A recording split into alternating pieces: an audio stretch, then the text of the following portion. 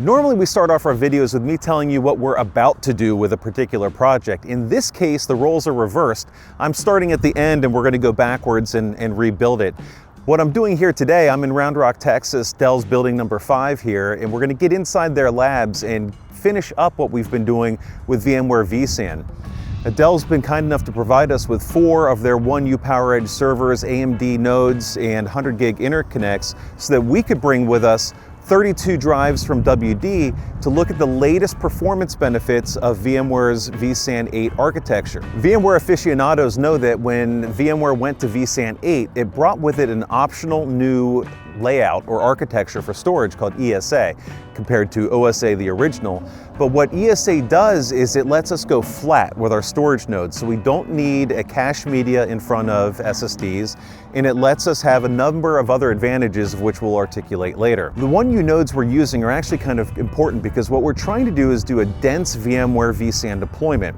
So it takes up 4U, but we get 40 drive bays in that configuration. Now, with the WD SN655s, we're using 15.36 terabyte drives there. So if we had all 10 bays available, we'd have a tremendous footprint available to each one of those nodes. What we're going to show you is how these drives perform in vSAN and what some of the trade-offs are in drive count, in RAID configuration. We're looking at 1 and 5. I should note that VMware recommends RAID 5 in their latest vSAN 8 configurations, but we're going to show you RAID 1 too, and some of the results might be surprising. And we'll tear into all that performance, we'll tear into the UI. Kevin's got a video there that we'll interlace here and show you some of that latest GUI updates. But vSAN 8 with update 2 is commercially ready. We're going to see a lot of customers picking this up now and adopting it in their data centers.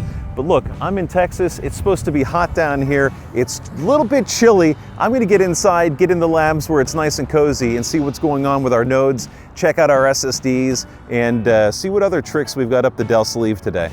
I've broken into the Dell campus building Round Rock 5, and I'm working on these 4 nodes here. These are the AMD nodes that we're using for the vSAN testing with the WD SN655 15.36 terabyte SSDs. And what we're excited about is the amount of density you can get. Now, all 4 nodes are sandwiched in some other projects that Dell's got going on here, but with these 4 nodes, with 8 of those 15.36 terabyte drives each, we're getting a tremendous amount of capacity in our vSAN cluster.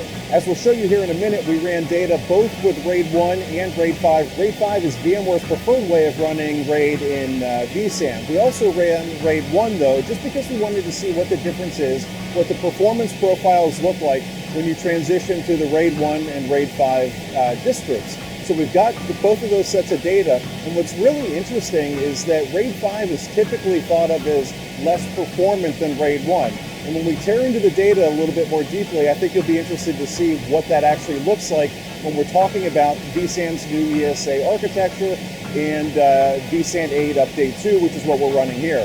Of course, we've got 100 gig connected to all 4 of these nodes, so we're going to get a high-speed interconnect between the 4 of them. And with the data placement being intelligently done in vSAN, we should expect to see bandwidth saturating performance on these nodes under certain workloads. Overall, we're really excited to see the performance profile here, and as much fun as it is to be in the lab, I'm going to get out of here before I lose any more of my hearing. So I'm back in the office with Kevin now, and we're going to take a look at some of the interface and the performance results we saw in this vSAN 8 ESA project with these WD SN655 SSDs running on the Dell PowerEdge nodes. Now, I should warn you that as we look at some of these screenshots or the video you recorded, there's going to be a couple errors, and that's because we're not in a fully certified, or I guess certified at all, configuration. Yeah, it'll give you warnings. I mean, vSAN and VMware in general is really good about showing you, like, hey, do you really want to go do that thing that maybe is on unqualified or not supported yet hardware? You can go any direction you want to go, but it does give you some warnings. Right, and so there's nothing inherently wrong with this setup. These are just brand new SSDs that aren't on the HCL list yet. They will be. We might have used some switching or some other components that may not be on the HCL list. So take all of that into consideration. In the full report, we've detailed the server, switches, storage, all the software versions. So it's all out there and transparent, but we didn't have any stability issues at all, of course. And as you can see, I've actually returned back to Cincinnati with the drives that we used for testing. And this is 20 of these WD drives. We use 12 for something else, so you might be counting them up in your head and saying, okay, well, that's where the 32 is. This was the 33rd, and I should just show you, this is still sealed. This was the emergency drive. I always ask vendors for an emergency drive if we can have one, just in case, while we're testing the 32 WD drives, if one is to get confused or flummoxed or... We have had situations where a spare is needed, and in this case, we didn't need it. In this case, we did not need it, but I do think it's worth noting that we worked these drives over really hard in 4 drive configuration per node, then 8, then RAID 1, then RAID 5, and up and down and up and down. And yeah, they saw quite a bit of use. Yeah, and so we wouldn't expect an SSD to fail, but you never know. So here it is. This is the shiny extra, not used. Although now I feel like for every forward piece we do on new SSDs, we'll be compelled to do proof of life for the one that wasn't used. We don't always get the extra one. Anyway, all that to say, the drives worked out really great. We were able to finish the testing from our lab here in Cincinnati. Kevin remoted into the lab down in Round Rock to get that done. So incidentally, you missed the first ever Discord meetup at Round Rock Donuts. Shout out to those guys. They had fantastic donuts. Did you save me a jelly donut? No, I don't even know if they had a jelly donut, but they've got these yeast ones that come out hot that are fantastic, and then the cake ones. The cake ones are about the size of a small sand dollar, so order 2 of those. Does that mean they're healthy? They're small. Okay. Anyway, so what's fun about vSAN 8 and the new express storage architecture is that nothing's fundamentally different in the way you deploy it, really. It's still kind of click and go, right? Yeah, vSAN has always been you have your drives in the platform, you have 4 hosts or whatever number of hosts in the cluster, Sure.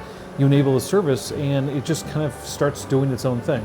And it does do its own thing, and although ESA is the new architecture that is, I guess we describe it as flat, right? They get rid of the write cache or write tier. Yeah, the write cache tier was fantastic in the era of hard drives, and then as some of the enterprise SSDs were starting to get a little more durable, but these days you don't really need it, so it's nice to see that go away. Yeah, so this does simplify things a good deal, and with vSAN 8 Update 2 out now, the word we're getting from customers is that after 2 updates are generally more ready to adopt a new thing like that within vSAN or ESXi in general. Yeah. So as customers are checking out these new features in vSAN 8 Update 2, the ESA, we've got a couple things you want to show here, just some highlights from within the cluster. Yes. So we have a 4-node cluster set up for this vSAN environment, and we're using Dell's R6625s, which are dual proc AMD-based systems. They're also 1U10 bay, so they're pretty dense in terms of their rack footprint, which is nice. Yeah, in this case you can see we're using a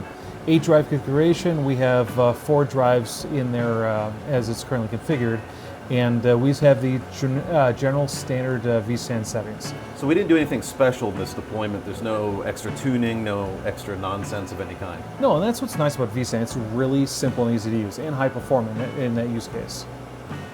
So here we can see from our 4-drive configuration, there are available disks to expand into to go from 4 to 8 drives per node. So this is actually interesting because when I said before we're working in an uncertified environment, that's where you'll see this incompatible warning, but that's just a procedural issue as far as we're concerned. Yeah, but in this case we still get to claim the drives, and we see a massive footprint of 447 terabytes. Now that is no RAID, nothing, that's just raw capacity, but vSAN makes it, or VMware makes it really easy to pull additional drives into a vSAN environment. Yeah, and as a reminder, these are 15.36 terabyte NVMe drives from WD. So you've found them, you've ingested them, and this is part of our testing where we bounce between 4 and 8 drives per host, because we're really trying to see where the performance edges are in vSAN 8 ESA with 100 gig networking. Yeah, and what's really nice is you can add and remove drives remotely, so you're not stuck with, I mean, most people wouldn't be removing drives remotely, but it is pretty flexible in that regard. And your day 10 process or maybe day 100 is like, hey, I built this thing out, I need to expand the capacity. It's really simple to do that. And you don't have to be local to it. You could have someone else slot the drives in and claim them. Well, that's a classic vSAN story, right? Is customers start small, 4 nodes, puts 3 or 4 or 5 drives in each node. then as they put workloads onto this system, they're like, oh, it does really well, I'm going to keep putting more workloads on it. Wait, or it's in an edge deployment where maybe someone else had to slot a drive in, but not the back-end management. Right, so either way, it's super easy to expand capacity if you leave a couple bays open, and now you're showing 8 disks in use per node. That gets us to our 32. Yes. So overall, really simple and easy to use. And we can see our, right now the VMs that we didn't have to remove while we did this, it was just a live expansion. These were our HCI Bench low gen VMs. So speaking of HCI Bench, we've got some performance numbers here which have been a little difficult to attain. I guess the industry these days doesn't show a lot of performance anymore, but we're still hardware nerds and we still love seeing how fast things go. So let's talk about that a little bit. As we take a look at the performance, we used HCI Bench, which is a wrapper around FIO, right? Early days it was VD Bench, now it's FIO, and I think maybe you can customize it, but we leverage the FIO profile. Okay, anyway, it's an easy to use tool within the VMware environment, so you've set that up. Walk through the high-level test plan. So in our vSAN 8 ESA deployment, we wanted a pretty good footprint of storage on the data store to give us a realistic impression of what the performance is going to be. We use 16 VMs. We have 8 50 gig vDisks per a VM, giving us a total of around 12.8 terabytes of total storage footprint. And with that said, we use a test profile of an hour per a given workload parameter. Gives us a nice ramp stage to get us into a steady state so we're not in a level of high inconsistency in those workloads, so at the very end we have really nice, consistent, repeatable data. And to be fair, I mean, this is sort of perfect world scenario, right? Especially in HCI, these systems are getting blasted by a number of different applications. It's pretty noisy, but this is still useful to characterize the capabilities, I would say, to understand where those edge limits are. Yeah, and in a lot of cases, I mean, especially in ours, a lot of limitations came in through networking interconnects. So, and we'll see that in the data. We have 100 gig between the nodes and a switch in this architecture, but 100 gig, I don't want to say it's not fast, but in certain worlds, it's not even you're looking used at anymore. Single link, 10 gig per second, and I mean that sounds fast, but that's 2 drives. Well, you're over 7,000 megasecond out of one of these drives. So yes. So as we look through our data, we'll see certain scenarios where that 10 gigabyte limit comes up. We'll see some areas where we'll go above that, where there's local caching improvements, and then also the drives aren't necessarily being held back depending on the workload. So you'll have throughput use cases where bandwidth is really high. You'll have random workloads where maybe bandwidth isn't the part keeping it back. All right, well, let's take a look at that. So overall, the layout of numbers that we have is large block sequential write, large block sequential read, random 4K write, random 4K read, and then a mixture of 8K 7030 random. On sequential write, the 4 drive per node configuration both leveled out around 10.9 gigabytes per second, so a little bit above that 10 gig limit, and you're going to have some benefit of those VMs localized on the disks themselves. vSAN is really good about that balance. Now, as you go to 8 drive configuration, you start to see an improvement going from 12 to 14 gigabytes per second, up from that 10.9 limit. So as we go up to our large block sequential read at a 1 meg transfer, we see 17.6 to 17.7 gigabytes per second from both the 4 drive configurations of RAID 1 and RAID 5. So as we go up to our 8 drive configuration, we see a substantial boost in performance. That 17.6 on RAID 1 becomes 24.1. On the RAID 5 side, we say go from 17.7 up to 22, basically. Yeah. So big leaps in performance going up from 4 drive to 8 drive configurations. For those big sequential workloads. But when we get to 4K and then the 8K random, what do you see there? So we still see improvements going to 8 drives. I mean, obviously, there's more drives to spread that workload around. And on the right side, we are at 378,000 IOPS for RAID 1 on 4 SSD, 476 K IOPS for RAID 5. On 8 drive, that goes from 378K to 520K. On the RAID 5 side, it goes from 476K to 505K. So pretty big, pretty significant bumps. Percentage gains, yeah, sure. Now the interesting part is when we go to 4K random read, it's almost flat across the board.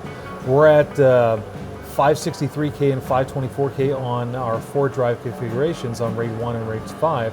But as you go look at the 8-drive configurations, it pretty much stayed the same. Arguably, nobody would feel the difference in those sorts of numbers. And then as you roll up into the mixed workload, Yeah, AK7030, kind of similar, right? Yes. As we look at the 8K random, and similar to the 4K random, it kind of feels like to me, and I'm not the expert here, that we're sort of running into the far edge of our cluster's capabilities. So ultimately, it's a balance between storage performance and VM performance. If the vSAN resources take away too much from the system, you're going to be limited of what VMs you can deploy on the cluster, and you have to find a balance there. And for most people, you're not going to be deploying these environments where this is the end-all be-all of performance. It has to be fast enough, and for a lot of people, I mean, we're talking pretty incredible numbers from a 4-host configuration. It's been a couple of years since we've dived in really deep with vSAN, and I've kind of missed it just from the pure ease of use perspective. It's so easy to work with. Yes, there are a few enterprise solutions that are really point and click. It's kind of everyone says, hey, it's fast and easy, it doesn't require a lot of work. And in a lot of cases, you incorporate like a VAR, and they make, like behind the scenes, they make it all work for you. In this case, just remember when you're paying those SIs, all they're doing is clicking enable vSAN, so there's not a, okay, don't send the hate mail, all right, channel partners, but it's not that hard to get operational. No, it's perfect for an edge scenario where you might just need someone that knows enough to click some buttons, get it going, and then you start doing magic on the back end. So the new ESA architecture, I know it's like architecture the way I say it, but the new ESA framework is really useful when it comes to, I think, these edge deployments because it simplifies the hardware bit as well. And with drives like this, these are 15.36 terabyte drives, and the pricing on flash is really reasonable. So now we're talking about clusters that can have huge amounts of capacity in just 4 nodes at the edge. And as we showed earlier, if you start with 4 drives in this thing, or 3 or 5, or whatever you need for your immediate data footprint, so easy to add more just with drop them in and hit consume drive, basically. Yeah, so it starts off at a really cost-effective price point, and you can expand it from a really nice and easy cost-effective standpoint. Overall, though, we had a great experience with these, with the Dell PowerEdge system. Administering everything remotely was simple. We've got a full report up on the website. We'll link to that in the description below. VMware's got a ton of vSAN 8 documents, guides, best practices, because there's still, while there's not a ton of tuning, there's still a lot of options for how to configure virtual disks, the RAID options, and a few other things. So be sure to consult those resources as well. We'll also link to that in the description.